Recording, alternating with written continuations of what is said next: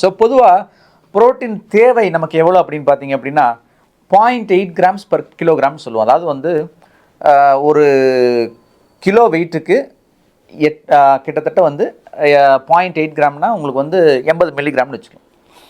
So 0.8 gram அப்படின்னு நீங்கள் கணக்கு போட்டு பார்த்தீங்கன்னா ஒரு 70 கிலோ இருக்கிறவங்களுக்கு பார்த்தீங்க அப்படின்னா கிட்டத்தட்ட வந்து ஒரு 60 62 அந்த மாதிரி வந்து தேவைப்படலாம். ஆனால் உண்மையிலுமே வந்து நமக்கு நல்ல ஸ்ட்ரென்த்தாக இருக்கணும் அப்படின்னு கேட்டிங்கன்னா இது வந்து அப் டு 1.2 கிராம்ஸ் வரைக்கும் எடுத்துக்கலாம். ஸோ கிட்டத்தட்ட பார்த்தீங்கன்னா ஒரு 70 கிலோ இருக்காங்க அப்படின்னா 84 கிராம் வரைக்கும் நமக்கு வந்து புரத சத்து நமக்கு வந்து தேவைப்படும். ஒரு நாளைக்கு 24 மணி நேரத்துக்கு இது வந்து தேவைப்படும். ஆனால் இந்தியாவில் சராசரியாக நம்ம எடுத்துக்கிறது எவ்வளோ அப்படின்னு பார்த்தீங்கன்னா கிட்டத்தட்ட 47 கிராம் பர் டே.